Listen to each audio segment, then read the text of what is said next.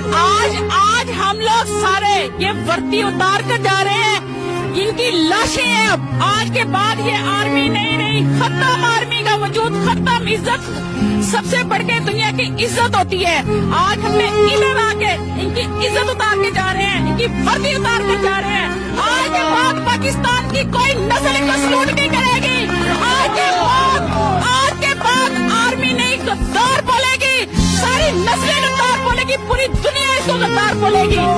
लानत बाजवा, लानत आसिफ मनीर तेरे पर, लानत फैसल पर, सब पे लानत इन जर्नैलों पे। आज तुमने सबने इमरान खान को पकड़कर हमको दहशतगर्द तुमने बनाया, और तुम दहशतगर्द हो। तुम वर्दी के अंदर दहशतगर्द हो। मुल्क के अंदर जितना इंतशार फैलाया तुमने, जानबूझ के इस मेरे प्यारे वतन को गंदा किया। तुमने जानबूझ के मेरे वतन के खिलाफ ये सारी साजिश करी, जानबूझ के मेरे मुल्क में इंतशार फैलाया। तुम वो गद्दे लोग हो जो वर्दी पहन के कुरान पाक के ऊपर हाथ रख के और गद्दारी की है मेरे मुल्क के साथ। तुम बिके हुए लोग हो।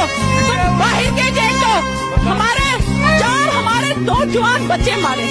खान को 13 लोग शहीद हो चुके हैं। जिस तरीके से इन्होंने खान को पकड़ा है,